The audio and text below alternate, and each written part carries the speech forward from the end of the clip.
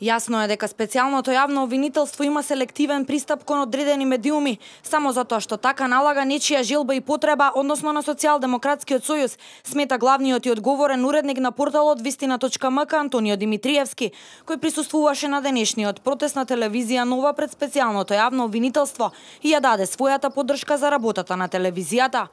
Според Димитриевски, отварањето на случајот Труст од специјалното јавно обвинителство против сопственикот на телевизија Нова Сејат Кочан е еден обид да се дефокусира јавноста од големите граѓански протести кои секојдневно се случуваат на улиците, но и од политичката криза.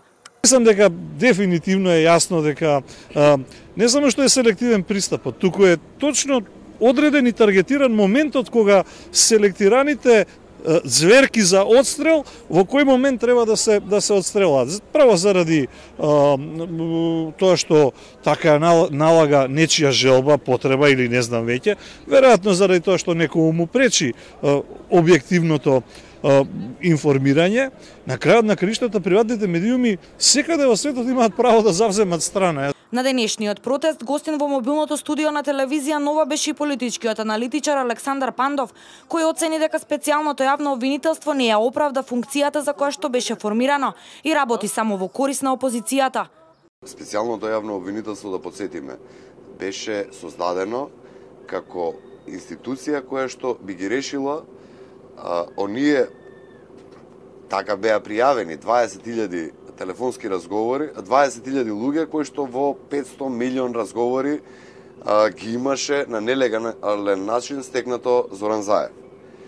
За жал, за многу кратко време, ние видовме дека Катица Јанева, тоа специјално јавно обвинителство, пред кое што сме сега во моментов, го претвори во бастион, во гнездо, во една творба која што е се, само не е она за кое што беше одредена. Тоа е сега испоставена СДСМ, тоа е една институција која што работи чисто само под команда на Зоран Заев, институција која што специјално јавно обвинителство е сега претворено во институција која што е само треба да прави прогон на челниците на ВМРО-ДПМН, а при тоа и на секој еден кој што гледа со симпатии, позитивно говори за ВМРО или за незиното раководство и за жал, секој еден, што е најлошо, секој еден медиум кој што критички го обсервира специјалното јавно обвинителство, сега во моментов е на директен удар.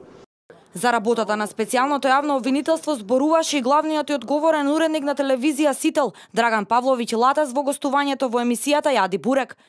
Тој откри дека генералниот секретар на СДСМ Оливер Спасовски сослушувал, оценувал и подмитувал сведоци на специјалното јавно обвинителство. Постои датум, постојат сведоци, постои место. Ова е правено во простори на СЈО. Влегол Оливер Спасовски сослуша сведоци во врска со Латас и нуди бизнес и ги оценува. За ова е известена Американската амбасада преку соодветно лице истиот ден. До сега нема одговор.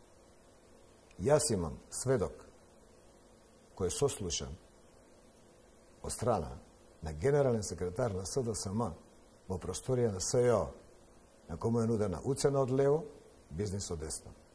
Телевизија Нова втора недела секојдневно протестира против репресијата врз медиумите. Изминатиот период поддршка стигна од новинарски здруженија, граѓански асоциации, медиумски работници и граѓани со порака да престанат притисоците врз медиумите.